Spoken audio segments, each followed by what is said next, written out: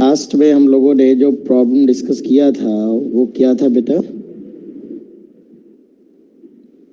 मैं read out कर देता हूँ, आई होप सबके पास प्रॉब्लम है। तो मैंने कुछ ऐसा लिखा था, एक सेकंड, कौन आ रहा है अभी भाई? सभी लोग ऑन टाइम आने की कोशिश करिए। 6:30 मतलब 6:30। A body starts from rest along a straight line such that it moves with constant acceleration। देखिए, जैसे कि हमने हमेशा कहा है कि first of all you should make a clear cut diagram for each and every problem. तो अगर मैं डायग्राम बनाऊंगा सबसे पहले फर्स्ट प्रॉब्लम के लिए, तो इन्होंने कहा बॉडी स्टार्ट्स फ्रॉम रेस्ट। तो लेट अस सपोज यहाँ से बॉडी है, कोई रेस्ट से स्टार्ट करती है, इसकी initial velocity is 0 at point A.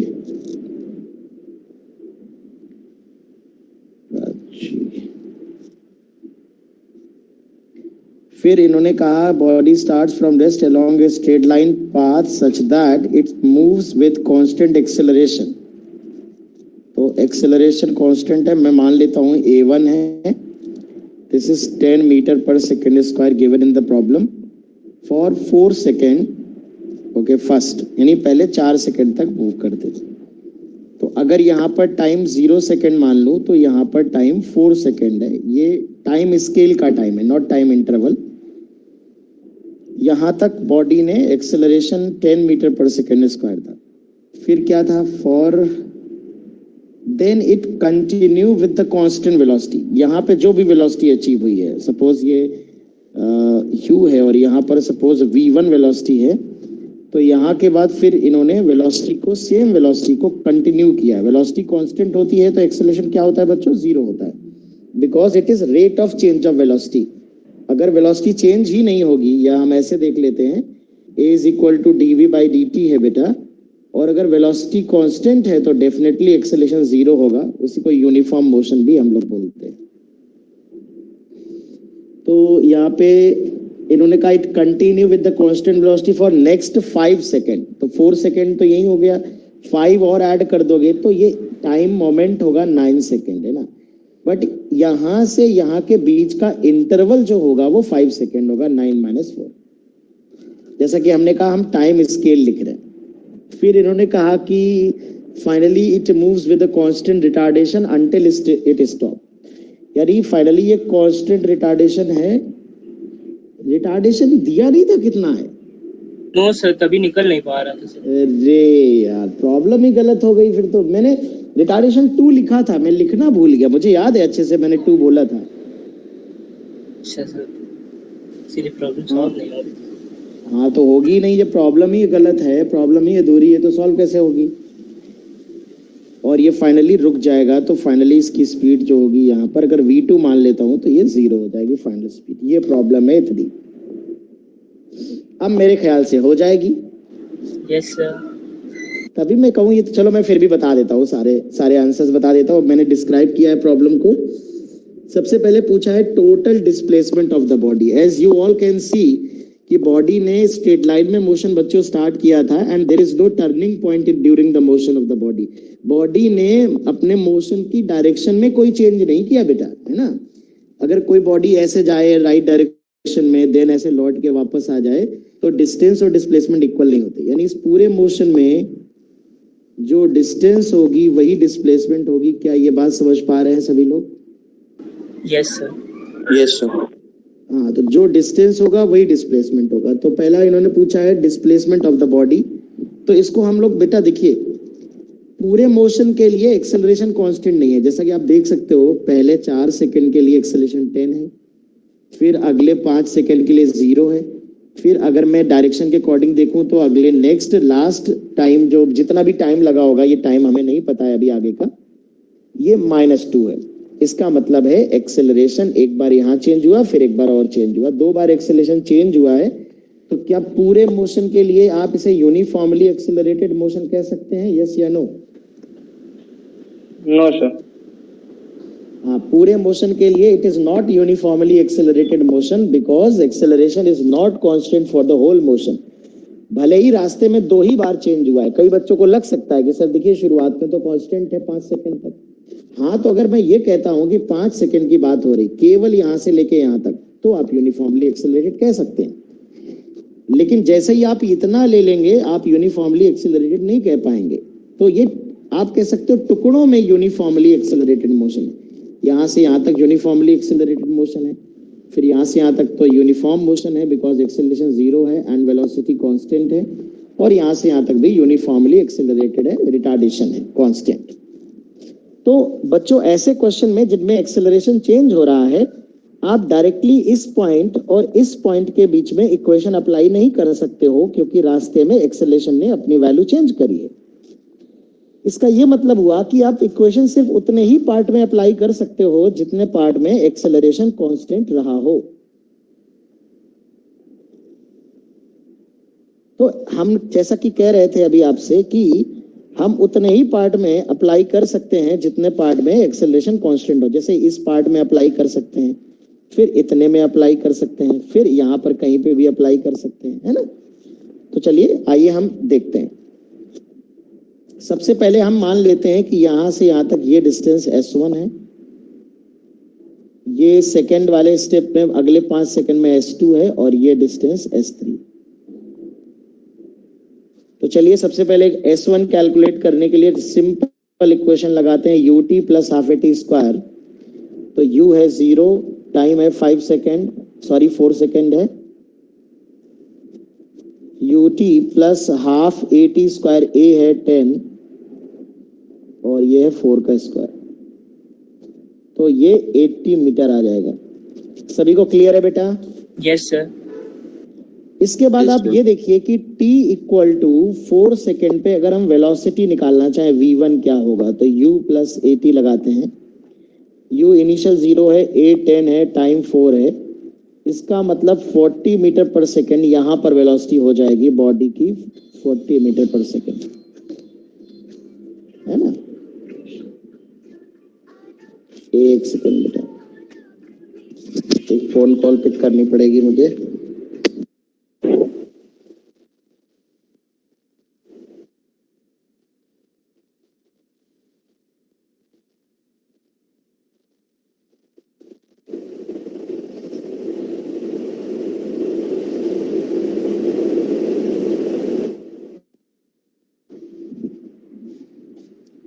All right. तो हाँ, तो हम ये कह रहे थे कि यहां से यहां तक कितनी डिस्टेंस कवर की है बॉडी ने, 80 मीटर, और जब बॉडी यहां से यहां आएगी तो यहां पर बॉडी ने 40 metre per second velocity achieve कर दी है। इसके बाद जब बॉडी अगले 4 to 9 यानी यहां से यहां तक का इंटरवल ऑफ टाइम कितना होगा, यहां से यहां टाइम इंटरवल जो होगा वो 5 सेकेंड होगा। तो यहां से यहां तक वेलोसिटी कांस्टेंट रही है, मतलब रास्ते में वेलोसिटी में कोई चेंज नहीं होगा। तो यहां से लेकर यहां तक वेलोसिटी जो रहेगी ये 40 मीटर पर सेकेंड ही रहेगी। और फिर ध्यान समझिए, ये 40 मीटर पर सेकेंड वेलोसिटी होने के बाद ये फाइनली रुक जा रही है, तब तक रिटार्डेशन हो रहा है। तो अगर मैं इस वाले को इनिशियल वेलोसिटी मानूं और इसको फाइनल मानूं, इन दोनों के बीच में इक्वेशन अप्लाई करूं, बच्चों ध्यान दीजिएगा, इस वाले t इक्वल टू 9 और फाइनल स्टेट के बीच में ही अप्लाई कर रहा हूं, तो मुझे ये थर्ड वाला टाइम मिल जाएगा कि कितनी देर चल के बॉडी रिटार्डेशन कितने टाइम तक रहा होगा। ठीक है, तो मैं रिटार्डेशन टोटल टाइम निकालने के लिए मैं अप्लाई कर देता हूं डायरेक्टली, या अगर मैं स्टेप बाय स्टेप सॉल्व करने जाऊंगा तो अगर मुझे सबसे पहले डिस्प्लेसमेंट निकालना है तो चलो S2 निकाल लेते हैं।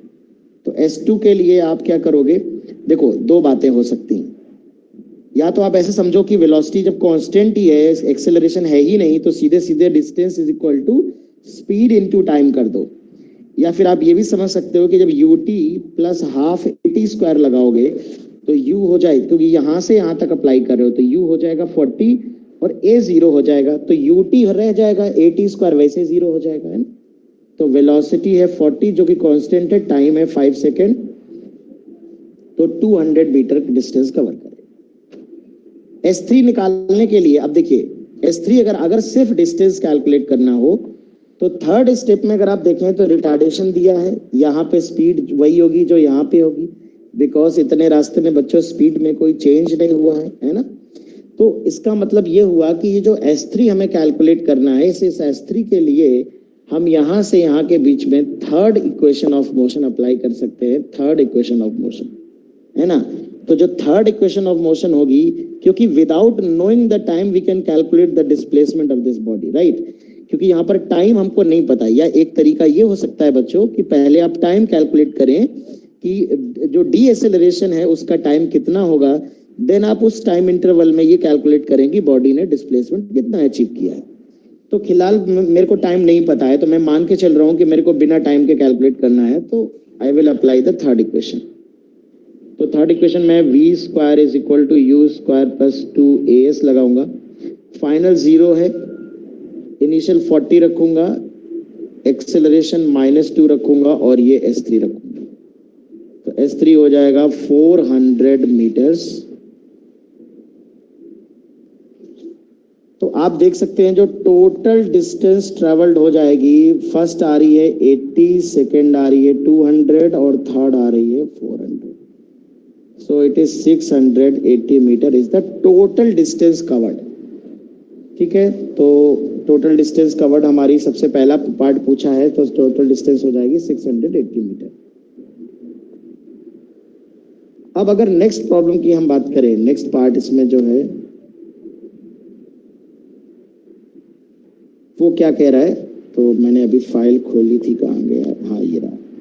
फिर कह रहा है average velocity of the body. देखिए बच्चों, डिस्प्लेसमेंट और डिस्टेंस सेम है, तो एवरेज वेलोसिटी होता था टोटल डिस्प्लेसमेंट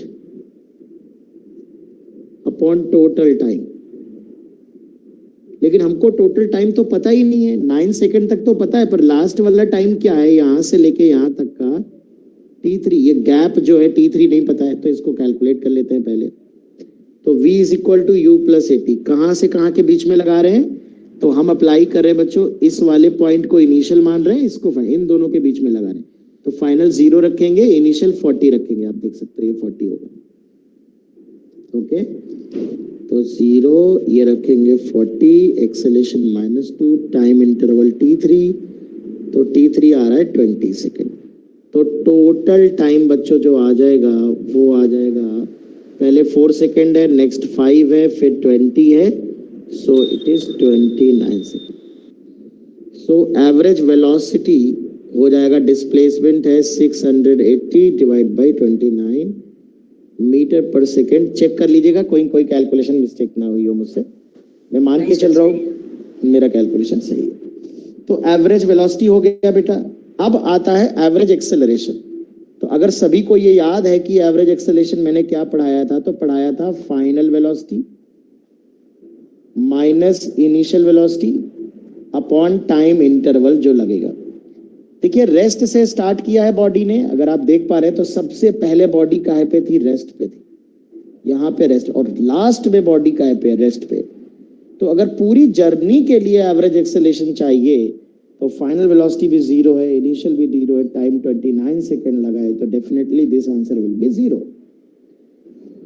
फिर इन्होंने कहा है कि हमको बताना है फोर्थ पार्ट में, ये थर्ड पार्ट हो गया, कि हमको वेलोसिटी बतानी है। कब बतानी है, एट t इक्वल टू 2 बतानी है, t इक्वल टू 6 बतानी है, t इक्वल टू 12 बतानी है। तो देखिए ये मैंने क्वेश्चन क्यों पूछा था, क्योंकि मैं जानना चाहता था कि आप t इक्वल टू 6 पे कैलकुलेट करने के लिए डायरेक्ट 0 से इक्वेशन लगाएंगे कि t इक्वल टू 4 से लगाएंगे।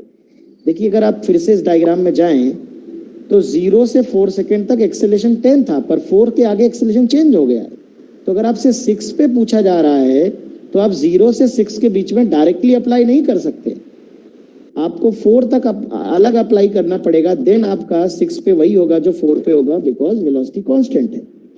इसीलिए मैंने जानबूझ के बीच बीच के टाइम लिए थे, ताकि आपको इक्वेशन कहां से कहां के बीच में अप्लाई करनी है ये कॉन्सेप्ट अच्छे से क्लियर हो जाए। तो सबसे पहले 2 सेकंड पे अप्लाई करोगे तो u 0 रख देना, a की वैल्यू 10 रख देना, टाइम 2 सेकंड हो जाएगा, you will get at 2 second. मुझे लगता है सब कर लेंगे। 6 सेकंड पे फिर क्या आ जाएगी, तो 6 सेकंड पे वही होगी, बिकॉज 4 से लेके 9 तक कांस्टेंट है, तो 6 पे भी वही होगी जो 4 पे होगी, जो 9 पे होगी। 12 सेकंड पे अगर कैलकुलेट करना है तो 9 सेकंड को इनिशियल मानना, u हो जाएगा 40 और 12 पे बताना है, 9 पे u है, तो इंटरवल ऑफ टाइम 3 सेकेंड रखोगे और a की वैल्यू -2 पुट करोगे, तो 12 वाली सेकेंड की मैं कैलकुलेट करके दिखा देता हूं आपको। तो मैं 9 सेकेंड से t इक्वल टू 9 से 12 के बीच में मान रहा हूं, ये u है, ये v मान रहा हूं, ठीक है।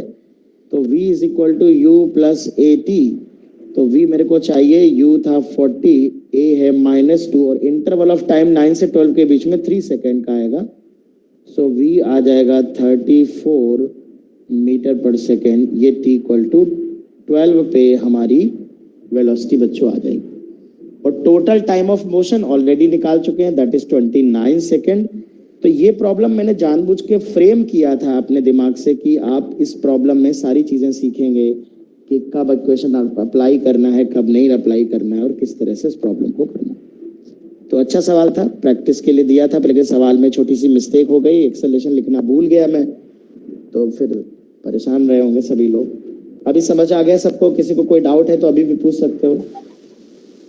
No doubt sir. ओके, तो अभी हम लोग इसमें यूनिफॉर्मली एक्सेलरेटेड मोशन में एक पार्ट है उसको पढ़ेंगे, मोशन अंडर ग्रेविटी।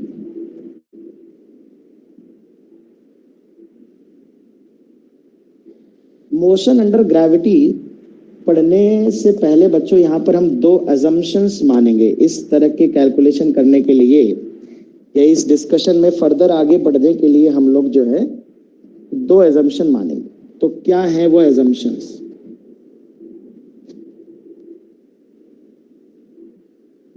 मतलब कह सकते हो 2 अप्रोक्सीमेशन मानेंगे। सबसे पहली बात तो जब हम बॉल को हवा में फेंकेंगे, ऐसे बॉल ऊपर जाएगी, फिर बॉल नीचे आएगी, है ना, ऊपर से फेंकेंगे या नीचे से फेंकेंगे, बॉल ऐसे गिरेगी। तो सबसे पहला अजम्पशन हम ये मान लेंगे कि किसी प्रॉब्लम में अगर हमें गिवन नहीं है तो हम एयर रेजिस्टेंस को नेग्लेक्ट करेंगे, ठीक है। We will neglect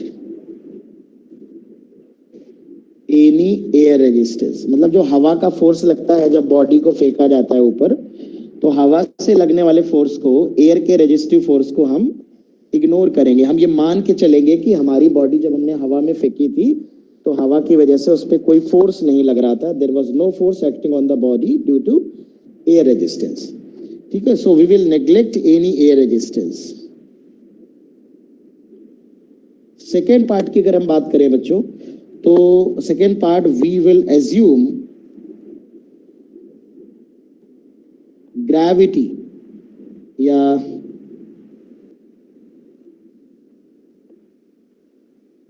acceleration due to gravity g equal to constant। वैसे तो मैं आपको बता दूं कि ये अगर अर्थ है, हमारी अर्थ की थोड़ा स्फेरिकल टाइप शेप है, आप जानते हो जब भी कोई बॉडी अर्थ से किसी हाइट पे जाती है तो बच्चों हाइट के साथ जी की वैल्यू घटती है। यहाँ पे G1 होता है, यहाँ पे G2 होता है और G2 छोटा होता है G1 से, है ना। ये बात हम ग्रेविटेशन वाले चैप्टर में बच्चों पढ़ेंगे, अभी मैं नहीं पढ़ाऊंगा आपको ये बात, लेकिन आप इतना तो जानते ही होंगे, या सुना होगा या नहीं सुना है, तो अभी आप सुन लीजिए मेरे मुंह से ये बात कि जैसे जैसे हम हाइट पे जाते हैं ग्रेविटी की वैल्यू कम होती है। लेकिन आपको ये पता होना चाहिए कि अर्थ की रेडियस लगभग अप्रोक्सीमेटली 6400 किलोमीटर होती है। ये है हमारी अर्थ की रेडियस, त्रिज्या जो है, अर्थ हमारी बहुत बड़ी है, तो अर्थ की जो रेडियस है वो 6400 किलोमीटर है। तो जैसे किसी बॉल को तुम 50 मीटर की हाइट पे फेंक दो या 500 मीटर की हाइट पे फेंक दो, या अगर तुम 1 किलोमीटर ऊंचाई तक भी बॉल को फेंक दोगे तो ग्रेविटी में कोई खास चेंज नहीं आता। हम जानते हैं कि सरफेस के आसपास जो जी की वैल्यू होती है क्लोज टू सरफेस, वो 9.8 मीटर पर सेकेंड स्क्वायर होती है।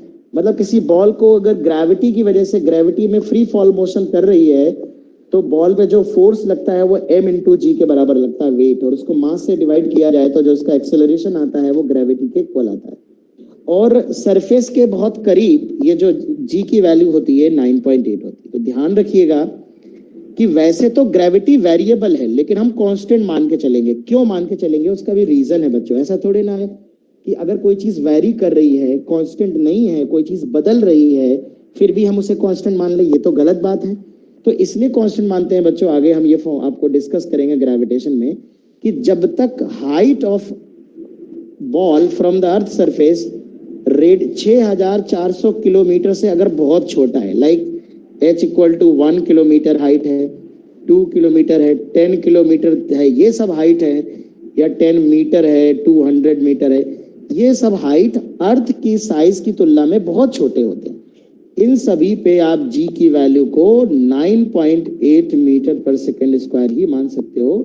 मतलब g में जो चेंज होगा वो निग्लिजिबल होगा, मतलब g की वैल्यू 9.8 से 9.78 हो जाएगी, है ना, इतनी भी नहीं होगी। इतना चेंज करने के लिए भी आपको कम से कम 50 किलोमीटर की हाइट पे जाना पड़ेगा। तो कहने का मतलब यही है बच्चों कि हम जो बॉल फेंकेंगे हवा में वो इतनी ऊंचाई तक जाएगा ही नहीं कि ग्रेविटी में वेरिएशन हो जाए। मतलब वो हम किसी बॉल को फेंकेंगे 50 की रफ्तार से, 100 की रफ्तार से, तो बॉल हमारी 100 मीटर ऊपर जाएगी, 200 मीटर ऊपर जाएगी, है ना, और 500, 1 किलोमीटर, 2 किलोमीटर, तो इन सभी हाइट पे जो है हमारी जी में चेंज जो होता है बहुत थोड़ा होता है, बहुत छोटा चेंज होता है। तो इतना छोटा होता है कि हम जी को कांस्टेंट मान लेते हैं, होता नहीं है जी कांस्टेंट, माना, इसीलिए मैंने एजम्पशन लिखा। तो जितने भी सवाल हम पढ़ने वाले हैं अगले एक क्लास में और आज की क्लास में, उसमें हम ग्रेविटी वाले ही क्वेश्चंस करेंगे। तो आपको मान के चलना है कि जितने भी क्वेश्चन हम पढ़ने वाले हैं उसमें हम ग्रेविटी को कांस्टेंट ही कंसीडर करने वाले हैं। 9.8 मीटर पर सेकेंड स्क्वायर उसकी वैल्यू होती है। लेकिन अगर किसी क्वेश्चन में कैलकुलेशन को सरल बनाना होता है तो अक्सर किताबों में या किसी कॉम्पिटिटिव एग्जाम में, जेई में, आईआईटी में, नीट में, वो लोग जी की वैल्यू को 10 दे देते हैं। तो हम तो हर एक में ही कैलकुलेशन आसान बनाएंगे। तो जब मैं जी की वैल्यू 10 दे दूंगा तो आपको 10 यूज करनी है।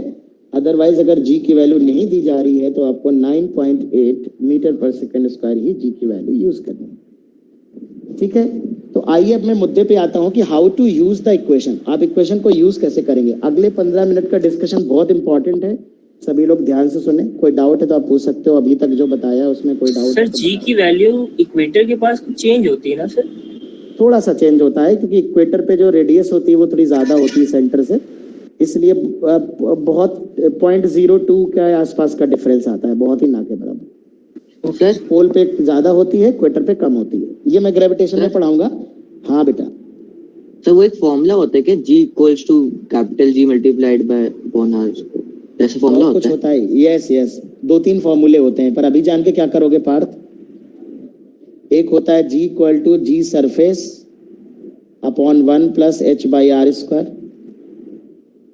एक होता है G जो डेप्थ पे, गहराई पे देखते हैं, सरफेस 1 माइनस H बाई, ये डेप्थ के लिए लगाते हैं, ये हाइट के लिए लगाते हैं। एक होता है रोटेशन के लिए, G minus R omega square cos square phi.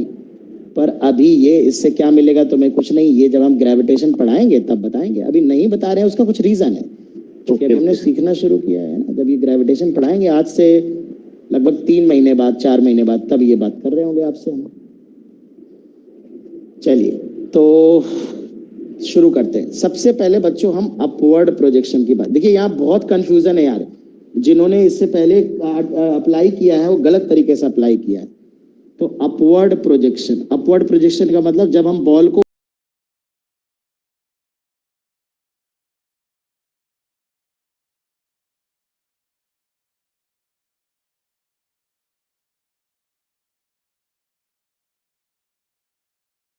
इसके सिवा कुछ नहीं होती, इसी का फॉर्मेट बदल जाता है। इसी को कपड़े पहना दिए आपने अच्छे अच्छे तो वो बदल गया, ठीक है। तो प्यारे लाल PR दिखने लगे, तो यहाँ पर V हो जाएगा, ये V को मैं V लिख देता हूँ बिकॉज V अननोन है, V में साइन पुट नहीं कर रहा हूँ। U की वैल्यू में लिखूंगा प्लस U, तो प्लस U लिख दिया, प्लस लिखने की जरूरत नहीं है। A की वैल्यू लिख रहा हूं मैं माइनस G टाइम T। ध्यान दीजिएगा, मैंने माना कि बॉडी ऊपर जा रही है और ग्रेविटी नीचे लग रहा है, डेफिनेटली ये रिटार्डेशन है, पर नेगेटिव इसलिए नहीं लिखा कि रिटार्डेशन है, नेगेटिव इसलिए लिखा क्योंकि डाउनवर्ड है, इट इज डाउनवर्ड। तो अकॉर्डिंग टू साइन कन्वेंशन जो अपवर्ड वेक्टर्स होते हैं वो पॉजिटिव और डाउनवर्ड वेक्टर्स नेगेटिव लेने हैं। यहां से ये फर्स्ट वेक्टर जो बन जा रहा है, फर्स्ट इक्वेशन, ये वही, दरअसल ये यही इक्वेशन है, इसमें और इसमें कोई अंतर नहीं है। फर्क इतना है कि इस इक्वेशन में आपने U की और A की वैल्यू को साइन के साथ पुट कर दिया है। तो अब मेरी बात बहुत ध्यान से सुनना बच्चों, गलती नहीं होनी चाहिए। अगर ये वाली इक्वेशन अप्लाई कर रहे हो, बेसिक वाली, कई बार बच्चों को आदत होती है वो ये नहीं लगाना पसंद करते, वो यहीं से शुरू करते हैं, तब फिर तुम्हें a की वैल्यू को माइनस जी पुट करना है साइन के साथ -9.8, u की वैल्यू को साइन के साथ पुट करना है। पर अगर तुम ये वाली इक्वेशन डायरेक्टली लगा रहे हो सवाल सॉल्व करने के लिए, तो क्योंकि इसमें ऑलरेडी माइनस साइन ले लिया हमने जी का, तो दोबारा नेगेटिव नहीं पुट करना है, नहीं तो नेगेटिव नेगेटिव पॉजिटिव हो जाएगा और गलत हो जाएगा। तो if you want to apply this particular equation for the calculation of velocity at any time instant, तो आपको g का वैल्यू केवल पुट करना है, ओनली 9.8 या 10 जो भी दी जाए, फिर आप उसमें फर्दर एक माइनस और मत घुसेड़िएगा, नहीं तो माइनस माइनस प्लस हो जाएगा और आपका कैलकुलेशन गलत हो जाएगा।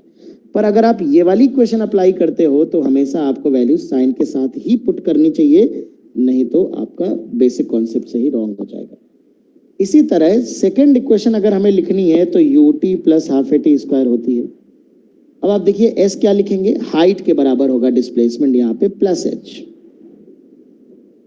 u है प्लस ut और a है माइनस g और ये टी स्क्वायर। तो सेकेंड इक्वेशन है ut minus half G T square, ये हमारी सेकेंड इक्वेशन आ जाएगी। और similarly v square equal to u square plus 2as, इसको अगर हम सिंप्लीफाई करेंगे तो v स्क्वायर ये u स्क्वायर आएगा, a की वैल्यू माइनस जी है और इसकी वैल्यू प्लस h है, तो we will get u square minus 2gh। तो ये दरअसल जो आप तीन इक्वेशन देख रहे हो बच्चों, ये तीन इक्वेशन वही तीन इक्वेशन है, v equal to u plus a t, और यही तीन इक्वेशन है, बस उनको ग्रेविटी में हमने वैल्यूज पुट कर दी हैं, तो ग्रेविटी के लिए नई तीन इक्वेशन हमें मिल गई हैं। एक ये वाली मिल गई है, ये सिर्फ अपवर्ड प्रोजेक्शन के लिए है, ध्यान दीजिएगा, और एक ये वाली इक्वेशन भी हमको मिल गई है। तो ये तीन इक्वेशन हम लगाएंगे अगर हम बॉल को ऊपर की तरफ फेंक रहे हैं किसी पॉइंट से या ग्राउंड से, तो हम सीधे सीधे v equal to u minus g t, h equal to you t minus half G T square और v square is equal to u square minus 2gh apply करेंगे। लेकिन अगर आप ध्यान से देखो तो यही तीन इक्वेशन है जिन्हें आपने बस साइन के साथ पुट किया है, कोई नई चीज यहाँ पर आप नहीं पढ़ रहे हैं, बस ग्रेविटी में ये वाली इक्वेशंस कैसे अप्लाई होती है वो आप सीख रहे हैं। तो मैं एक केस और बताऊंगा न्यूमेरिकल्स कराने से पहले, डाउनवर्ड प्रोजेक्शन भी समझ लीजिए।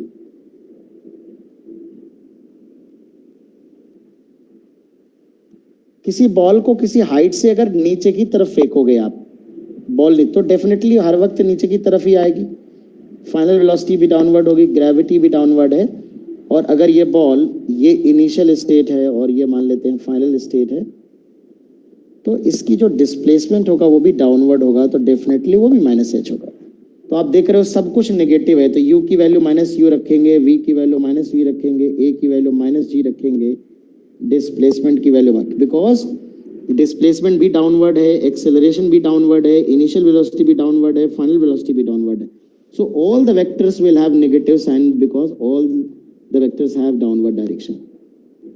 अच्छा, अब इसको हमें 9th क्लास में जब पहली बार हम इसको पढ़ते हैं तो हमें बताया जाता है कि बेटा बिकॉज हम बॉल को डाउनवर्ड फेंक रहे हैं और ग्रेविटी उसी डायरेक्शन में है जिस डायरेक्शन में बॉल को फेंक रहे हैं, तो ये एक्सेलरेटिंग होगा, बॉल की स्पीड बढ़ेगी, तो आप जी को पॉजिटिव ले लीजिएगा। तो जी को पॉजिटिव ले लीजिए, यू ए की जगह जी रख दीजिएगा प्लस जी, तो ये इक्वेशन आपको मिल जाएगी। यही तरीका गलत है। देखिए, तो बच्चे के मन में कहीं ना कहीं ये बात बैठ जाती है कि हाँ भाई, जब ऊपर की तरफ बॉल को फेंकेंगे तो जी नेगेटिव बनेगा और नीचे की तरफ जब बॉल को फेंकेंगे तो जी पॉजिटिव हो जाता है। तो जी पॉजिटिव नहीं हो जाता है, वो प्लस आ जाता है। कहाँ से आता है ये भी मैं आपको बताऊंगा, पर एग्जैक्टली जी पॉजिटिव नहीं होता है, ये कहना गलत होगा कि जी पॉजिटिव हो जाता है। देखिए मैं बताता हूँ कि क्या होता है। अगर आप पहली क्वेश्चन अप्लाई करें v is equal to u plus a t, और सबकी वैल्यू आप साइन के साथ पुट करते हैं, v की वैल्यू, u की वैल्यू, a की वैल्यू, तो देखिए फर्स्ट इक्वेशन v की जगह माइनस वी पुट करेंगे साइन के साथ, u की जगह माइनस यू पुट करेंगे, a की जगह माइनस पुट करेंगे, तो सारे नेगेटिव होते हैं, g नहीं पॉजिटिव होता, g नेगेटिव ही रहता है बच्चों, लेकिन बाकी चीजें भी नेगेटिव हो जाती हैं, इसलिए माइनस कैंसिल आउट हो जाता है। पर इतनी बारीकी से हम 9th के बच्चे को नहीं पढ़ा सकते, नहीं तो उसके जो है दिक्कत हो सकती है उसको। तो इसलिए सरल आसानी से एक्सप्लेन करने के लिए हम चीज़ों को थोड़ा सा ट्विस्ट करके बताते हैं। जब हमारी जूनियर क्लासेस में हम चीज़ों को पढ़ते हैं और उन्हें फिर रेक्टिफाई किया जाता है एक्यूरेट तरीके से पढ़ा जाता है जब हम सीनियर क्लासेस में पहुंचते हैं। तो v equal to u plus g t definitely equation होगा, इक्वेशन वही होगी, बट बच्चों आई कैसे है ये आपके लिए जानना थोड़ा सा जरूरी है।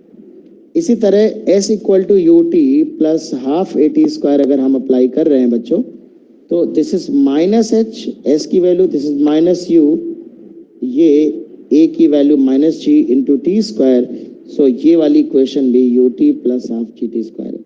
ध्यान दीजिएगा, जब आप जी के टर्म में इक्वेशन लिख देंगे, अगर आप डायरेक्ट ये इक्वेशन लिख देंगे डाउनवर्ड प्रोजेक्शन में या ये लिख देंगे, तो फिर दोबारा साइन मत पुट करने लगिएगा प्लस माइनस, यहाँ पर सिर्फ वैल्यू पुट करिएगा।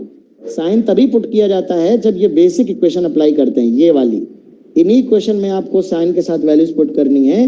लेकिन अगर ऑलरेडी आप साइन पुट करके ये इक्वेशन निकाले हो, ऑलरेडी आप साइन पुट कर दिए हो इस लाइन में, तो फिर आपको इसमें दोबारा साइन डालोगे तो 2 बार हो जाएगा साइन, रॉन्ग हो जाएगा क्वेश्चन आपका। सर आपको थोड़ा, हाँ बेटा बोलो।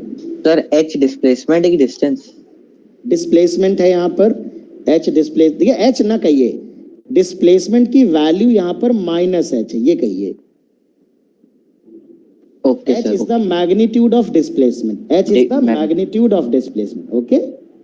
Displacement is actually minus H, not H, because it is downward.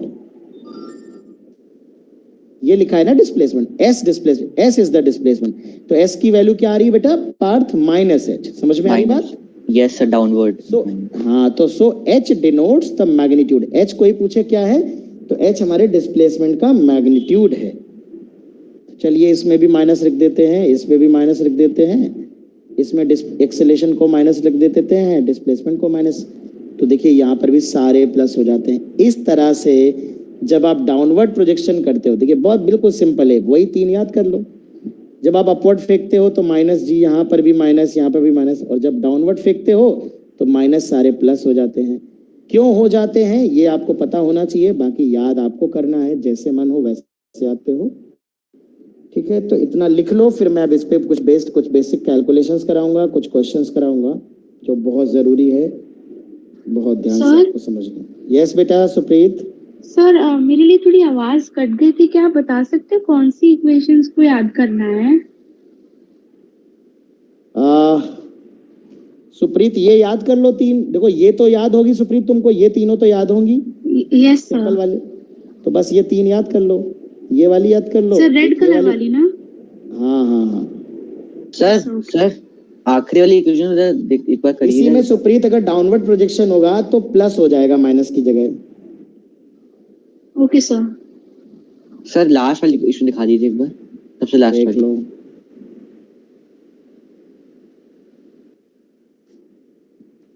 Sir इसमें माइनस और माइनस कैन, अच्छा होल स्क्वायर, ओके सर।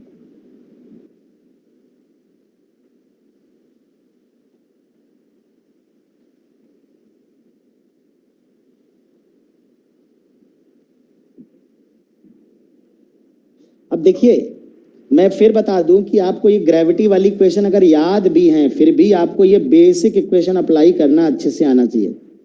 अगर आपको बेसिक इक्वेशन अप्लाई करना नहीं आता है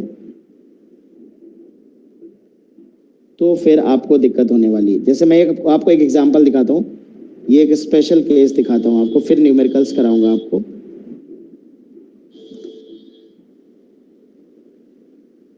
मान लीजिए कि कोई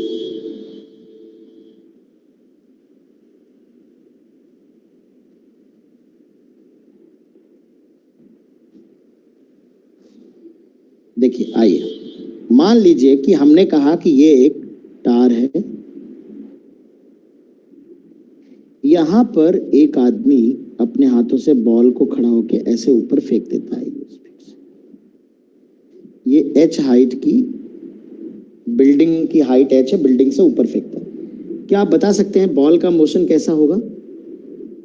सर ये बॉल पहले अपवर्ड बॉल प्रोजेक्शन। अपवर्ड जाएगी, बॉल रुकेगी और देन ये गिरेगी डाउनवर्ड। यस। तो पहले बॉल अपवर्ड जाएगी फिर डाउनवर्ड जाएगी, तो इस पूरे मोशन में तो अपवर्ड और डाउनवर्ड दोनों मिक्स हो गए बेटा, यस या no? Yes sir. Yes sir. तो एक चीज यहाँ समझने वाली है, ये हमारी इनिशियल स्टेट है और ये हमारी बॉल की फाइनल स्टेट है। अगर हमसे कोई बस इतना पूछ दे, find out time after which ball will strike the ground, कितने टाइम के बाद बॉल ग्राउंड पे स्ट्राइक करेगा। अब बहुत ध्यान से सुनना, अगले 5 मिनट मुझे 100% अटेंशन चाहिए सभी का, मैं कुछ खास बताने वाला हूं। देखिए, मैं आपको क्यों समझा रहा था कि कैसे निकलती हैं चीजें। इसमें अगर मैं कहूं कि बिटवीन इनिशियल, ये बिटवीन लिखा हुआ है, इनिशियल एंड फाइनल पॉइंट, अगर मैं डायरेक्टली इक्वेशन लगाना चाहता हूं सेकंड इक्वेशन, तो आप कहोगे सर ये थोड़े में अपवर्ड है थोड़े में डाउनवर्ड है, कैसे लगेगा, तो लग ही नहीं सकता। इसका मतलब है यहां पर ना तो ये वाली बच्चों इक्वेशन वैलिड रहेंगी और ना ही ये वाली इक्वेशन वैलिड रहेंगी। यहां रटना सब किनारे हो जाएगा, जिसने रटा है वो कर ही नहीं पाएगा, या फिर बहुत लेंदी तरीके से करेगा। लेंदी तरीका क्या हो सकता है कि पहले वो ये पता करेगा कि ऊपर जाने में कितना समय, यहां से यहां तक सॉल्व करेगा कि हाईएस्ट पॉइंट तक पहुंचने में कितना टाइम लगा, ये अपवर्ड मोशन को अलग कर लेगा, फिर यहां से यहां तक डाउनवर्ड मोशन को अलग सॉल्व करेगा। पर मैं चाहता हूं, बहुत ध्यान से सुनिएगा बच्चों, मैं चाहता हूं कि मैं इस पॉइंट और इस पॉइंट के बीच में डायरेक्टली इक्वेशन अप्लाई कर दूं। क्यों अप्लाई कर दूं? क्योंकि जब बॉल ऊपर जा रही थी तब भी डाउनवर्ड एक्सेलरेशन जी था, जब बॉल यहाँ हाईएस्ट पॉइंट पर रुकती है ग्रेविटी थोड़े ना लगना बंद हो जाता है, तब भी एक्सेलरेशन जी होता है, और जब बॉल डाउनवर्ड आ रही है तब भी एक्सेलरेशन जी। तो ड्यूरिंग होल मोशन, है ना, फॉर कंप्लीट मोशन आप कह सकते हो जो एक्सेलरेशन की वैल्यू है वो -g है एंड इट इज कांस्टेंट। कहीं पर भी रास्ते में एक्सेलरेशन में कोई चेंज नहीं हुआ है। तो अगर बच्चों किसी भी मोशन के लिए एक्सेलरेशन कांस्टेंट है, बस इतनी शर्त तो होती है ये इक्वेशन अप्लाई करने के लिए। अगर एक्सेलरेशन कांस्टेंट है तो आप ये इक्वेशन अप्लाई कर सकते हो, फिर मोशन चाहे जैसा हो रहा हो, बस एक्सेलरेशन कांस्टेंट होना चाहिए। अब मेरी बात सुनो, ये मैं बता रहा हूँ साइन कन्वेंशन की क्या पावर है। तो यहां पर अगर मैं ये लिख दूंगा h की वैल्यू h लिख के, अगर मैं ये लिख दूंगा ut minus half GT square, क्योंकि आप देख रहे हो बॉल को ऊपर फेंका गया है तो भी रॉन्ग हो जाएगा। अगर मैं ये लिख दूंगा ut plus half GT square तो भी रॉन्ग हो जाएगा, ये दोनों रॉन्ग है। क्योंकि मेरा जो प्लस आया था वो तब आया था जब हम बॉल को डायरेक्टली डाउनवर्ड फेंकते हैं, इनिशियल प्रोजेक्शन भी डाउनवर्ड है, और जो माइनस आया था वो तब आया था जब हम बॉल को ऊपर की तरफ फेंकते हैं, ठीक है, और अपवर्ड, यहाँ अपवर्ड और डाउनवर्ड जर्नी मिक्स हो रही है। तो यहाँ पर हमें पता है कि जो फाइनल स्टेट है वो ग्राउंड है और इनिशियल स्टेट ये है। लेकिन एक बेसिक इक्वेशन है जिसकी शर्त जो ये कहती कि मैं तो हमेशा एप्लीकेबल हूं, मुझे लगाओ कोई टेंशन नहीं है, बस वैल्यूज किसके साथ पुट करो, साइन के साथ। बहुत ध्यान सुनना, S है डिस्प्लेसमेंट, U है इनिशियल वेलोसिटी, A है एक्सेलरेशन, T है टाइम इंटरवल। शर्त यह है कि एक्सेलरेशन कांस्टेंट होना चाहिए, बदले ना बिल्कुल रास्ते में कहीं भी। तो हम देख रहे हैं ये इनिशियल पोजीशन है, यहां से लेकर ये पूरे मोशन के दौरान एक्सेलरेशन g था, हाईएस्ट पॉइंट पे भी g था, यहाँ भी g था, यहाँ भी g था, डाउनवर्ड ही था, तो कहीं नहीं चेंज हुआ, तो नो प्रॉब्लम। अब आप ये देखो, पहले हम डिस्प्लेसमेंट की वैल्यू पुट करते। आप देखो बेटा, एक बिल्डिंग से बॉल तुमने यहां से फेंकी बॉल, माना कि बॉल पहले ऊपर गई फिर नीचे आई, पर फाइनली बॉल कहाँ है? फाइनली तो बॉल यहाँ है और इनिशियल बॉल यहाँ थी। तो डिस्प्लेसमेंट को पाथ से तो कोई मतलब ही नहीं होता। डिस्प्लेसमेंट तो कहता है इनिशियल और फाइनल पॉइंट को मिला दो, जो वेक्टर बनेगा वही तो डिस्प्लेसमेंट होता है। यस या नो बच्चों? Yes sir. Yes sir. है ना? तो डिस्प्लेसमेंट जो होगा, पहली बात तो h के बराबर होगा, दूसरी बात डाउनवर्ड होगा। कोई फर्क नहीं पड़ता कि बॉल कितनी ऊपर गई थी फिर कितनी नीचे आई है, इनिशियली बॉल यहाँ थी और फाइनली बॉल यहाँ है, तो इनिशियल और फाइनल पॉइंट का जो शॉर्टेस्ट पाथ होता है यही तो डिस्प्लेसमेंट होता है। और क्योंकि इस वेक्टर की डायरेक्शन नीचे की तरफ है, इनिशियल से फाइनल पॉइंट की तरफ, तो इसका डिस्प्लेसमेंट हो जाएगा -h। तो हम डिस्प्लेसमेंट पुट कर देंगे -h। इसके बाद हम देखें तो जो इनिशियली बॉल को फेंका है, तब अपवर्ड फेंका है, तो u की वैल्यू प्लस ut होगा, और a तो बेटा डाउनवर्ड है तो it will be -gt square. तो आप देख सकते हैं it is -h equal to ut minus half gt square.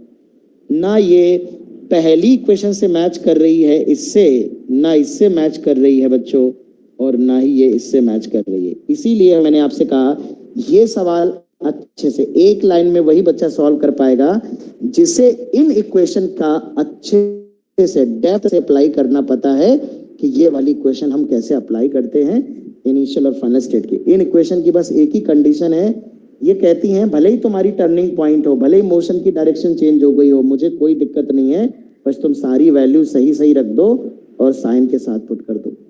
तो ये तो मैं बस आपको बता रहा था कि इक्वेशन कैसे बनाते हैं। इन्हीं इक्वेशंस को बना बनाकर हम लोग क्वेश्चन सॉल्व करने वाले हैं। अभी इतने डिस्कशन में अगर किसी को कोई डाउट है तो पूछ सकते हो, क्योंकि अब मैं क्वेश्चंस की बौछार करने वाला हूं, आपके ऊपर बम्बार्डिंग करने वाला हूं। बहुत सारे क्वेश्चन हम लोग डिस्कस करने वाले। No problem sir.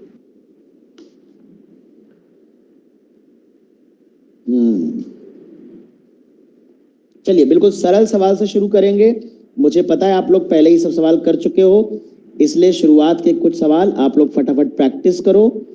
जस्ट आपका रिवीजन होगा यहाँ पर, और जो चीजें नहीं आएंगी मैं बताऊँ। एक बॉल है बच्चों, ये इस बॉल को ऊपर की तरफ, ये ग्राउंड है, ग्राउंड से हमने ऊपर की तरफ फेंका है और इसकी इनिशियल वेलोसिटी है 40 मीटर पर सेकेंड। तो सबसे पहले आपको बताना है, क्या क्या बताना है, find out velocity at t equal to 1, t equal to 4, t equal to 6. दूसरा, find out displacement of ball at t equal to 2 seconds, t equal to 6 seconds. चलिए इतना करिए फिलहाल।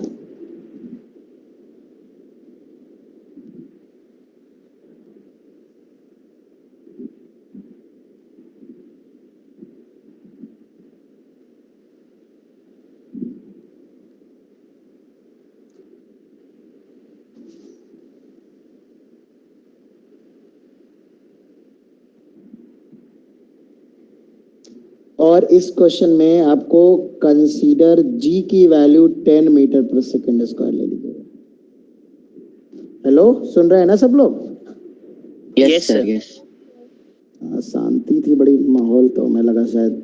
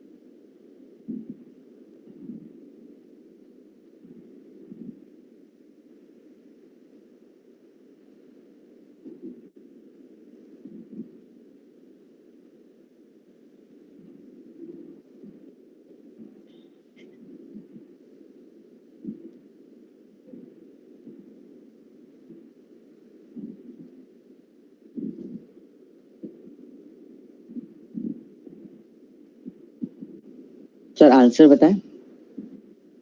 Sir done. Okay done, good. सभी लोग कर लिया? Yes sir, yes sir.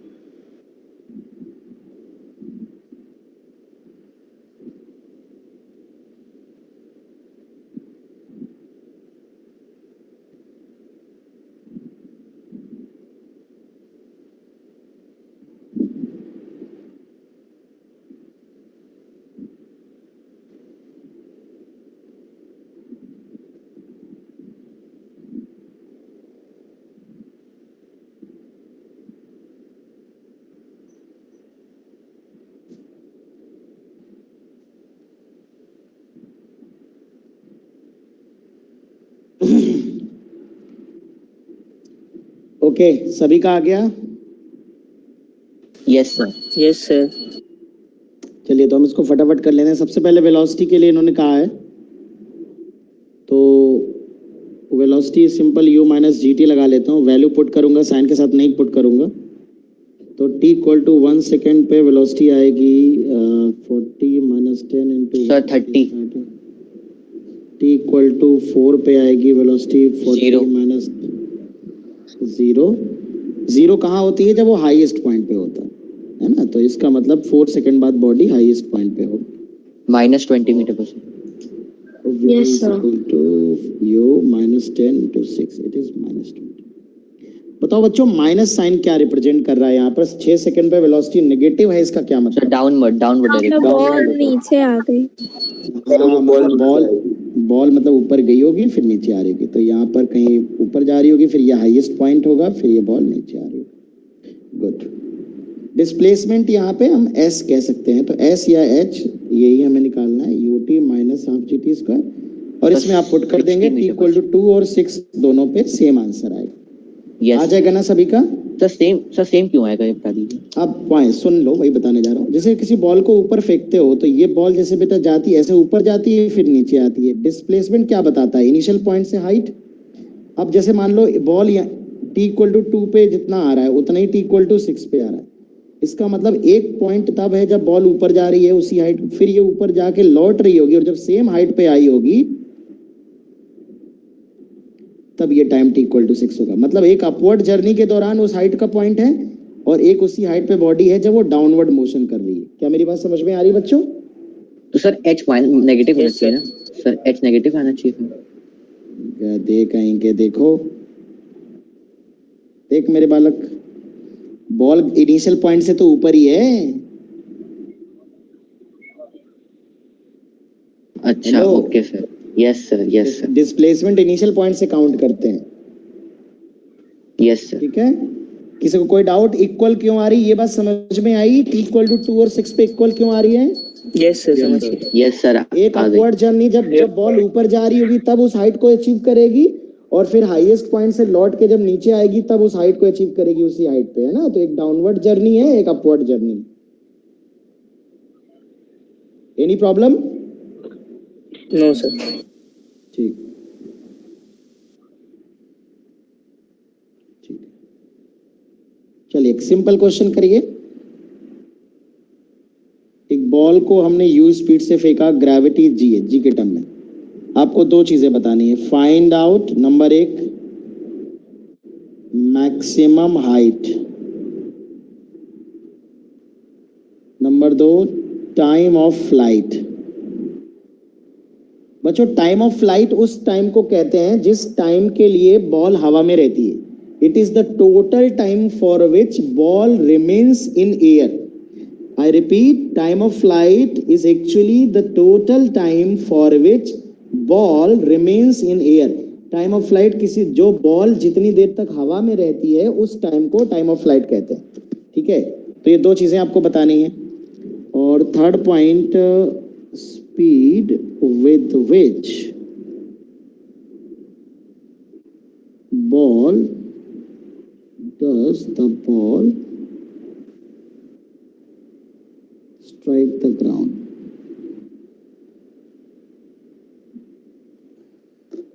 तीन छोटे छोटे कैलकुलेशन करना चाहोगे कि मैं बता दूं? लड़ना चाहोगे सवालों से? योद्धा हो कि डरपोक हो? है तो योद्धा ही सर।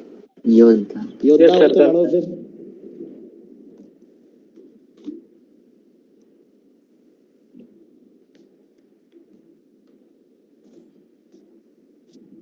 और इसको करके कोई नेता ना बन जाओगे। मेरे प्री फाउंडेशन बैच जो चलते हैं जिनमें 9th से बच्चे एडमिशन लेते हैं, उनको अगर दे दे तो तुमसे पहले सॉल्व कर देंगे, इसलिए खुश होने की जरूरत नहीं है।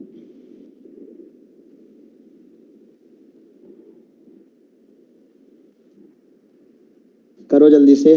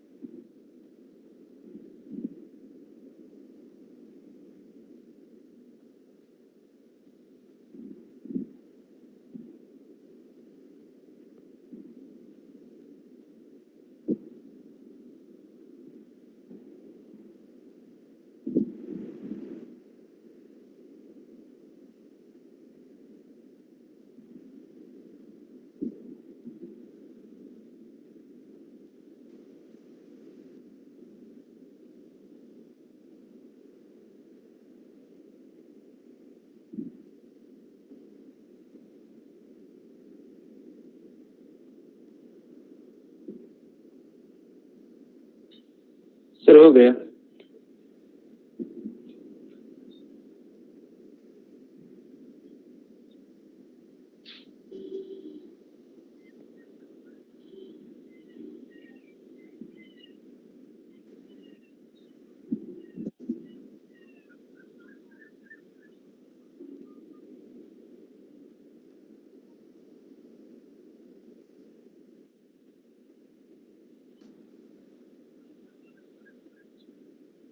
हो गया सर।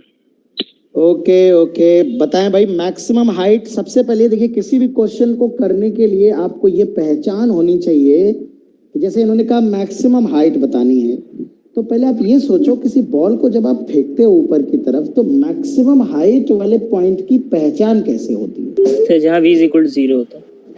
यस सर, यानी बॉल जाती है ऊपर, जाती है जाती है जाती है, रुक जाती है और फिर नीचे गिरना शुरू कर देती है।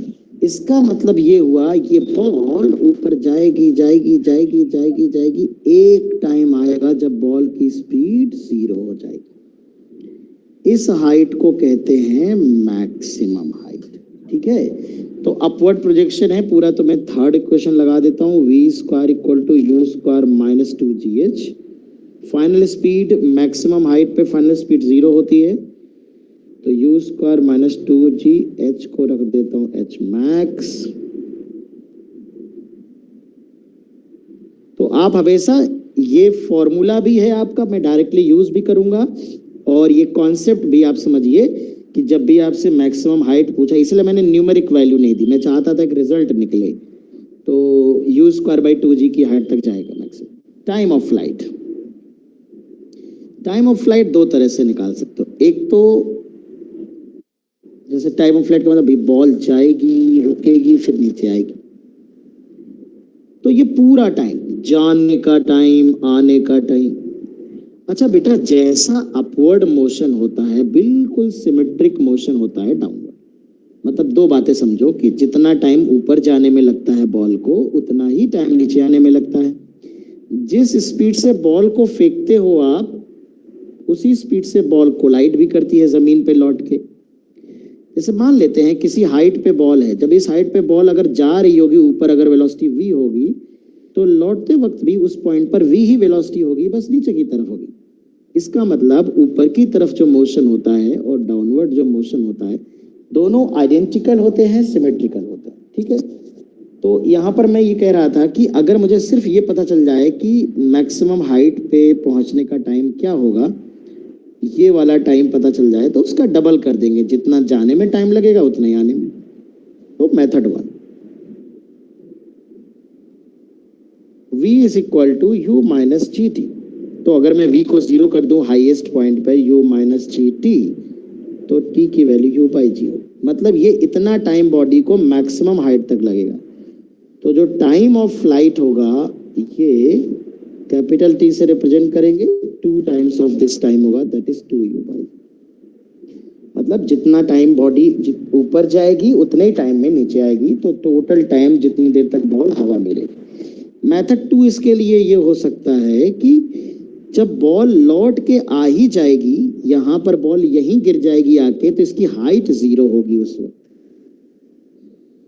तो हाइट 0 होगी। अगर मैं इस इक्वेशन में हाइट 0 पुट कर दूं या डिस्प्लेसमेंट 0 पुट कर दूं, तो u minus g T by 2, एक t कॉमन आ जाएगा। तो यहां से देखिए दो बातें हो सकती है, या तो t की वैल्यू 0 होगी या G T by 2 minus u 0 होगा। t 0 वाला आंसर हो नहीं सकता। क्यों नहीं हो सकता? और t 0 आया क्यों? तो t 0 इसलिए आया कि बॉल की हमने क्या पुट किया, हमने हाइट 0 पुट किया है। तो हाइट 0 दो केस में होगी। कब? एक जब शुरुआत में फेंका है आपने, तो एक टाइम तो वो होगा जब शुरू में फेंका है तब भी कोई हाइट नहीं थी, और एक जब लौट के आखिरी में आया है वो टाइम होगा। तो शुरू वाला टाइम हो गया 0 और आखिरी वाला टाइम दूसरा होगा, यानी ये t इक्वल टू 0 है आंसर करेक्ट। पर ये टाइम ऑफ फ्लाइट में नहीं लिया जा सकता, क्योंकि तो 0 ये शुरू का टाइम है। यहां से आपको टाइम की वैल्यू मिल जाएगी 2u बाई जी, यही आपका टाइम ऑफ फ्लाइट है। जब इसको 0 करोगे तो यहाँ से टाइम ऑफ फ्लाइट मिल जाएगी।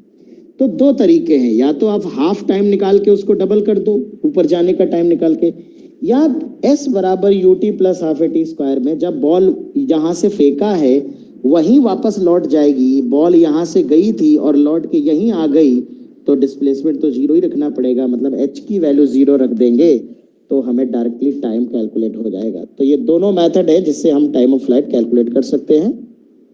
आई होप थर्ड पार्ट तो आप समझ ही गए होंगे कि किस स्पीड से बॉल लौटेगी जमीन पे। तो अगर हवा का कोई रेजिस्टेंस नहीं है, हवा का कोई फोर्स कंसीडर नहीं कर रहे हैं, तो जिस स्पीड से हमने बॉल को ऊपर फेंका था, अपवर्ड फेंका था, उसी स्पीड से बॉल जमीन से टकराएगी आके।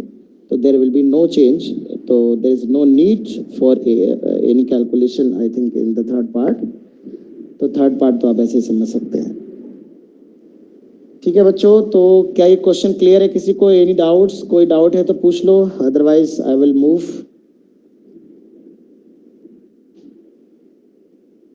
No doubt sir.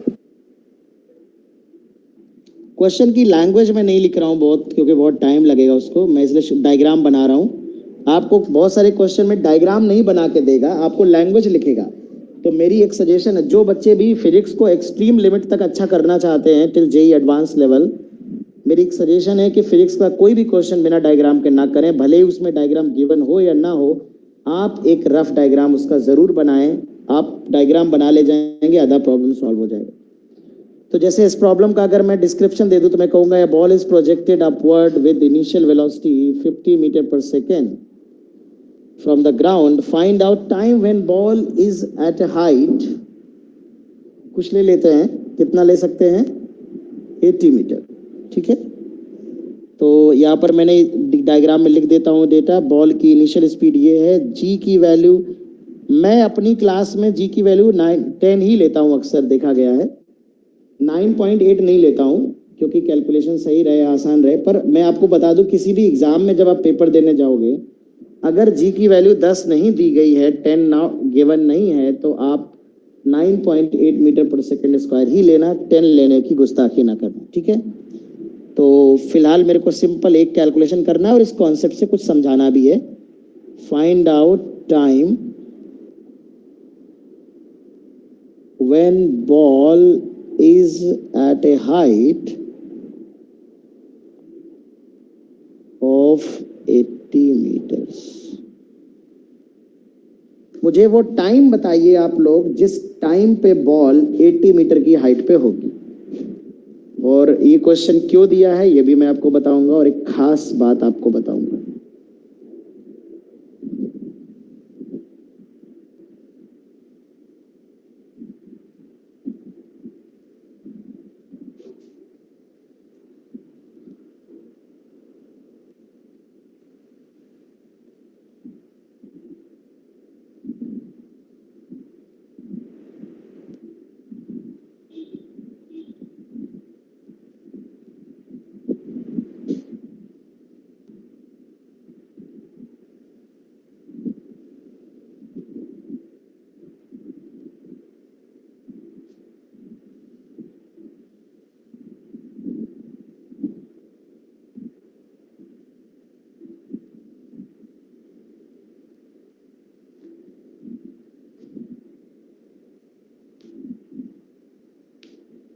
So t is equal to 2 seconds and 8 seconds. Yes, sir. Let's see that.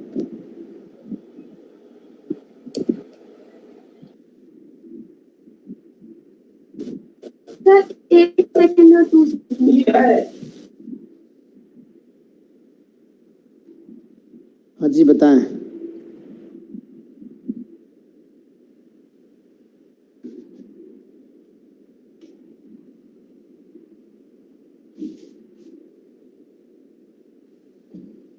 H sir time equal to 2 second को 30 मीटर पर सेकंड होगी, 30 मीटर पर सेकंड। 80 आ रहा है, U हो जाएगा 50t और G/2 हो जाएगा 5t स्क्वायर, है ना। G/2 कितना हो जाएगा, 10 डिवाइड बाई 2 5 है ना। तुम सोचने लगो ये 5 कैसे आ गया, सबको इधर ले आओ, 5 से डिवाइड कर दो। t square minus 10t plus 16 equal to 0। t minus 2 एक फैक्टर, t माइनस 8 एक फैक्टर इक्वल टू 0। टर्म की दो वैल्यूज आ रही, 2 सेकेंड एंड 8 सेकेंड। क्या आप मुझे बता सकते हैं कि एक आंसर सही है कि दोनों आंसर सही हैं? और अगर दोनों सर सही दोनों हैं, तो आंसर सर सही दोनों आंसर सही है। दोनों आंसर सही है। तो दोनों आंसर क्यों सही है बेटा? हाइट सही सर वो एक पलट के जो आ रहा क्योंकि एक जाते समय एक लौटते समय। लौटते समय ये डिस्प्लेसमेंट है। पक्का? Yes sir. लॉक? यस हाँ सर। सर। बिल्कुल सही जवाब है। इन्होंने देखिए ये कहा है कि बॉल इस हाइट पे कब होगी, तो बॉल जब ऊपर जाएगी और नीचे आएगी और कोई ये वाली हाइट मान लीजिए है हमारी 80 मीटर, तो एक वक्त तो तब होगा जब बॉल यहाँ होगी और ऊपर जा रही होगी। उसी हाइट पे बॉल लौटते वक्त भी होगी जब वेलोसिटी नेगेटिव होगी, डाउनवर्ड होगी। अभी भी दोनों ही केस में हाइट 80 मीटर होगी। तो ये पहला टाइम एक्चुअली ये वाला टाइम है, शुरुआत वाला टाइम, मतलब शुरू से लेके यहाँ तक वाला टाइम, ये है T1 2 सेकेंड। और T2 जो है वो ये वाला है हाइट, पूरा टाइम यहाँ से लेके यहाँ तक, ये पूरा T2 है, पूरा यहाँ से लेके यहाँ तक। ये जो टाइम है ये पूरा T2 है हाइट। और T1 क्या था? T1 केवल यहाँ से यहाँ तक का टाइम था। अब एक चीज आप देखिए बेटा, बहुत ध्यान समझिएगा। अगर मैं कहूं यहां से यहां तक का, मेरा कर्सर दिख रहा है आपको? Yes sir. हाँ, तो यहां से यहां तक का टाइम T1 था, यहां से यहां तक का, इस पॉइंट तक का।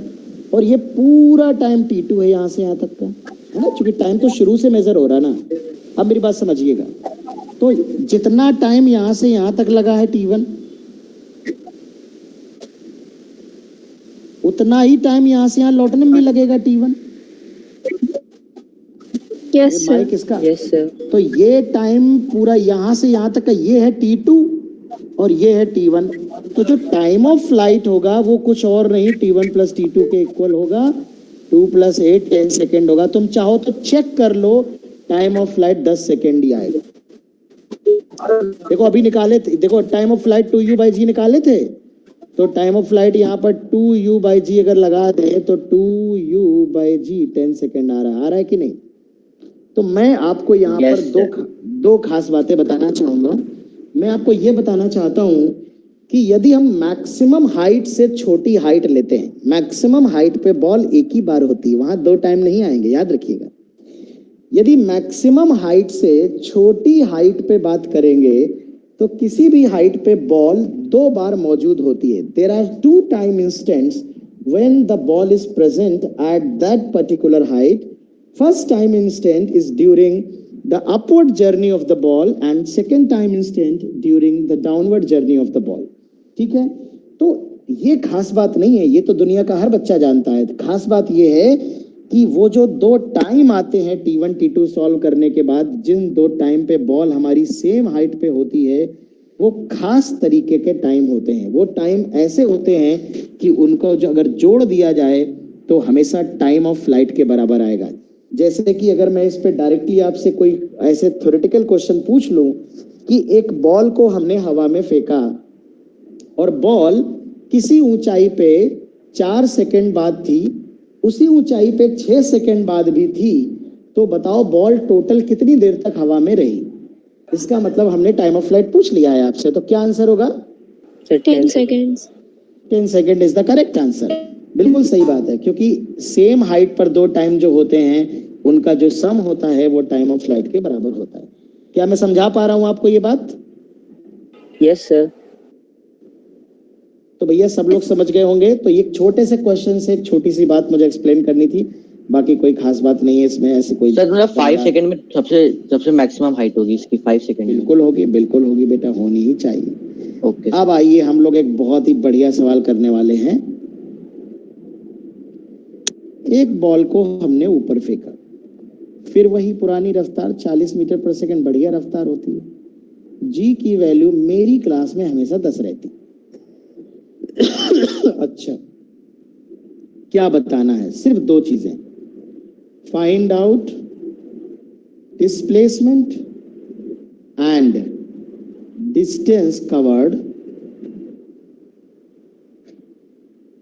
बाय द बॉडी फ्रॉम, या पहला इन first 2 seconds, first 4 seconds,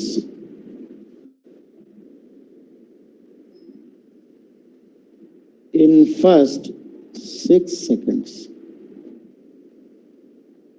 ये प्रॉब्लम आपके लिए है, आप इसको लिखिए और इसका आंसर बताइए मुझे बहुत खुशी होगी जान के।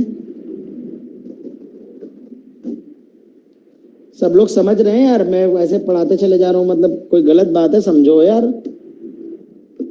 समझ रहे हैं। सुप्रीत, यस सर, समझ आ रहा है। वेरी गुड वेरी गुड, तुम अच्छी लड़की हो, तुम पूछ लेती हो क्योंकि कोई चीज समझ नहीं आती, ये बहुत अच्छी बात है। हमेशा याद रखिए, हर चीज आपको समझ में आए पहली बार में ये जरूरी नहीं है, कोई बुराई नहीं अगर आपको 4 चीजें समझ में नहीं आ रही है, 4 चीजें नहीं आती, मैंने पिछली क्लास में भी कहा था। लेकिन एक्सेप्ट ना करना और टीचर को ये बात ना बताना, ये बहुत गलत बात है। अगर आप पूछोगे नहीं तो आप सीखोगे नहीं, याद रखिएगा।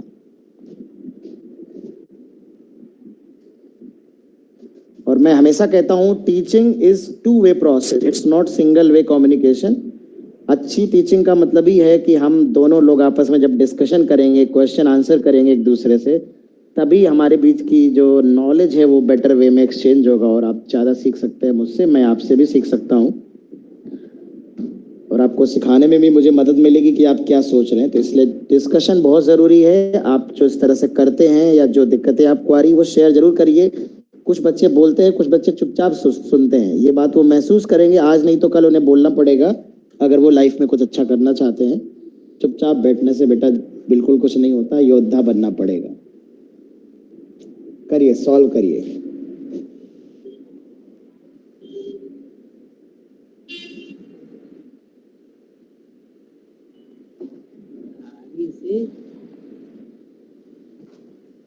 अरे महाराज हमको 10 बज जाइए फिर। कहाँ जाओगे? ये मंगलम की दुकान तक उतार देना हमको। जहाँ रहते थे वहीं रहते हो ना? वही तो रहते तो हुए हैं। तो 10 कैसे बच जाएंगे? 500 मीटर है। क्या? 10 कदम है, 10 मिनट में पहुंच यार जाओ। जब गांठी नहीं काम करते हैं तो 10 रुपए बहुत हो यार। Okay.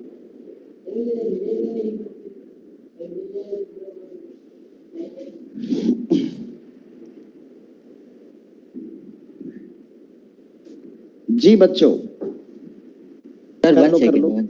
Take your time, take your time, आराम से ले लो, तसल्ली से सोच लो। 2-3-4 मिनट का टाइम दे रहा हूं मैं।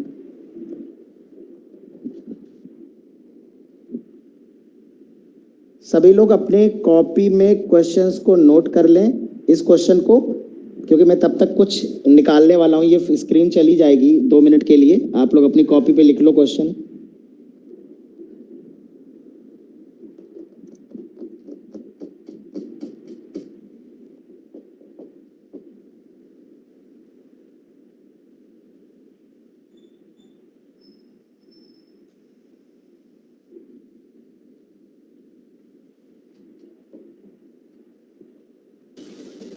Sir total distance 200। Total distance 200 किसकी? फर्स्ट वाले पार्ट में? Yes sir. Sir total distance 160 आई नहीं सर। तो टोटल डिस्टेंस तो मैंने पूछी नहीं है, मैंने ये पूछा पहले 2 सेकंड में कितनी डिस्टेंस करेगा, कितना डिस्प्लेसमेंट होगा। फिर 3 सवाल है, सुनना। सर 66। पहले 2 सेकंड में बताना है, फिर वही सवाल 4 सेकंड में बताना है कि कितनी डिस्प्लेसमेंट होगा, कितना डिस्टेंस होगा। फिर वही बात 6 सेकंड में बताना है, कितना डिस्प्लेसमेंट होगा, कितना डिस्टेंस होगा। पूरा कर लो आराम से, टेक योर टाइम। 3 मिनट और ले लो, 4 मिनट, फिर मैं एक्सप्लेन करता हूँ अच्छे से। क्वेश्चन नोट कर लिया सबने? Yes sir. Yes sir. ठीक ठीक, करो करो, अभी टाइम लगेगा, इतनी जल्दी नहीं होगा। सर आंसर बताएं। नहीं चाहिए, जब मैं पूछूं तब बताना। कहाँ गया? File file file.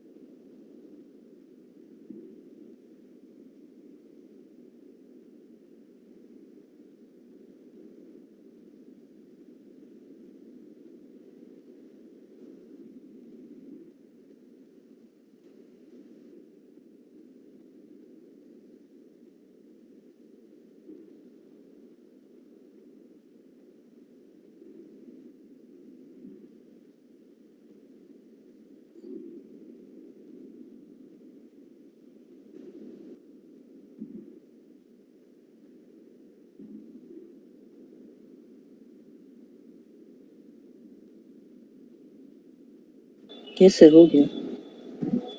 कर लो ओके अब कर लो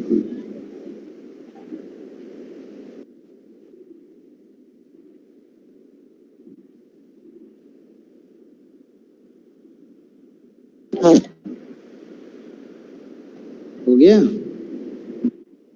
यस सर।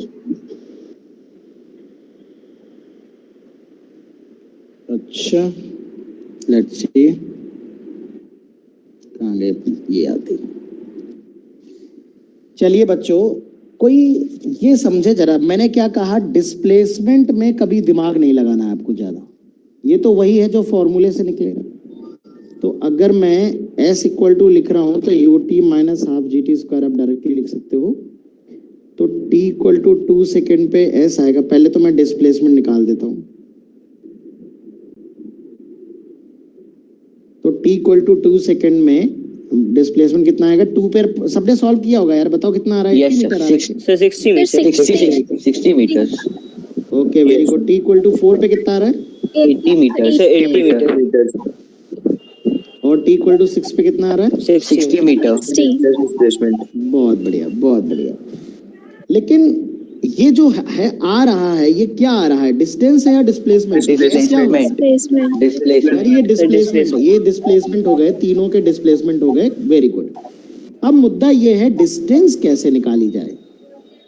तो आपको पता है, देखिए पहले आप इस बॉल के मोशन को समझिए। ये बॉल ऐसे ऊपर जाएगी और ऐसे नीचे आएगी कि नहीं? ये माइक बाय कौन ऑन किया है? केवल तभी ऑन किया करो जब बोलना हो कुछ। ये देखो पता नहीं क्या वॉशिंग मशीन चला रहे हैं जाने क्या।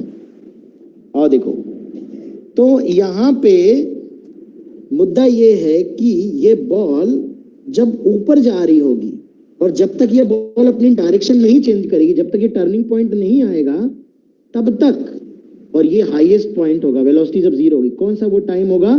तो v equal to u minus g t में अगर मैं v जीरो रख दूं तो टाइम आ रहा है 4 सेकेंड। इसका मतलब है कि बॉल हमारी t इक्वल टू 4 सेकेंड तक ऊपर की तरफ ही चलती रहेगी, डायरेक्शन में कोई चेंज नहीं होगा, फिर नीचे आएगी। और बेटा जब तक डायरेक्शन में चेंज नहीं आएगा तब तक डिस्प्लेसमेंट ही डिस्टेंस होगा। यस या नो? अब बोलो। Yes sir. Yes sir. इसका मतलब ये हुआ कि इन दोनों पार्ट में यही डिस्टेंस है, यही डिस्प्लेसमेंट है। क्या कहते हो? Yes sir. लेकिन तीसरे वाले पार्ट में जो डिस्प्लेसमेंट है वो डिस्टेंस नहीं है। यस या नो? Yes sir. तो थर्ड वाले पार्ट में कैसे पता चले? तो थर्ड वाला पार्ट 6 सेकेंड है, 4 सेकेंड के बाद 100 मीटर सर। 100 मीटर आ रहा है। तो ये बॉल पहले ऊपर गई फिर नीचे आई। बॉल की मैक्सिमम हाइट कितनी आ रही है? 80 मीटर। 80 मीटर। क्योंकि 4 सेकंड में मैक्सिमम हाइट है, 4 सेकंड में ही बॉडी हाईएस्ट पॉइंट पे है और बॉल यहाँ पर लौट रहा होगा और ये होगा 60। इसका मतलब क्या हुआ होगा? बॉल पहले 80 मीटर तक गई होगी, फिर 80 से 60 आई होगी। इसका मतलब अपवर्ड मोशन में कितना मूवमेंट हुआ? 80 मीटर। और ये डाउनवर्ड मोशन में कितना हुआ? 20 मीटर। तो 100 metre is the distance in third case. किसका किसका सही है? सही है सर मेरा। सर मेरा भी। सपाट। झूठ ना बोलना बेटा, झूठ बोलोगे सच बता रहे। सच बता रहे हैं सच। तो जी अरे तो हम सच तो मान ही रहे हैं, बस हम गुरु होने के नाते। हाँ बेटा थर्ड वाला मेरा गलत है। तो थर्ड वाला गलत। Very good. ये जो भी बच्चा है बहुत ही ऑनेस्ट है, ये जीवन में बहुत उन्नति करने वाला है। सर जिसका सही है वो नहीं करेगा। हैं? नहीं आंसर सही है, वो तो उन्नति करेंगे, लेकिन जो गलत होना भी स्वीकार कर रहा है वो तो पक्का ही लीडरशिप क्वालिटी है उसके अंदर, वो देश का प्रधानमंत्री बनने का पूरा हकदार है। सर मान लीजिए गलती ना हो रहा हो किसी का तो। चलिए खैर, तो ये सब तो चलता रहेगा। अब थोड़ा सा डाउनवर्ड प्रोजेक्शन पे आ जाते हैं, एक दो कैलकुलेशन कर लेते हैं।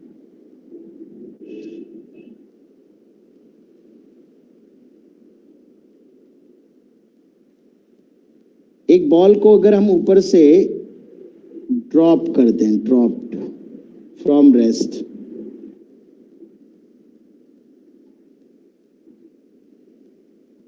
आपको दो बातें बतानी है.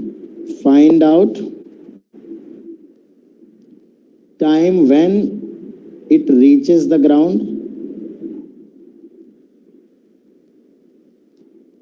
and speed just before it strikes the ground.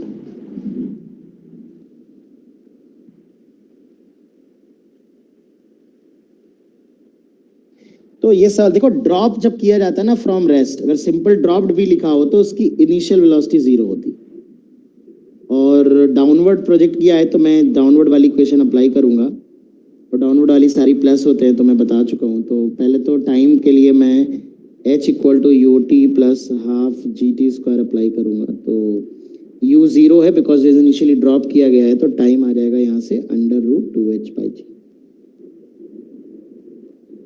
है ना. कि मतलब एक बॉल को जब छोड़ देते हैं ना h हाइट से, तो बॉल जमीन पे कितने टाइम में पहुंचती है? √2h/g टाइम में पहुंचती है बेटा. h is the height, initial height of the ball, ठीक है. और स्पीड के लिए चाहे तो थर्ड इक्वेशन लगा लो, u स्क्वायर प्लस 2gh ये आएगी. u यहाँ पर 0, बॉल को ड्रॉप किया है तो फाइनल स्पीड आ जाएगी √2gh.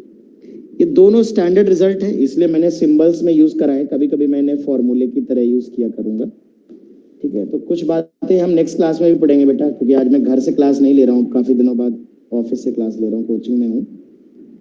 तो अभी मैं घर जाऊंगा तो आज मैं इसी टाइम तक क्लास लूंगा, ठीक है. तो नेक्स्ट क्लास में फिर मुलाकात होगी. आज मैं 200% कुछ असाइनमेंट भेजूंगा जिनमें कुछ क्वेश्चंस आपको सॉल्व करने होंगे, ठीक है.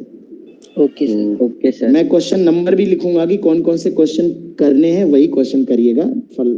सारे करने क्वेश्चन मत करिए, जैसे जैसे पढ़ाते जाएंगे वैसे वैसे करेंगे. सर यस बेटा. सर क्या आप थोड़ा ऊपर स्क्रॉल कर सकते हो? यस बेटा.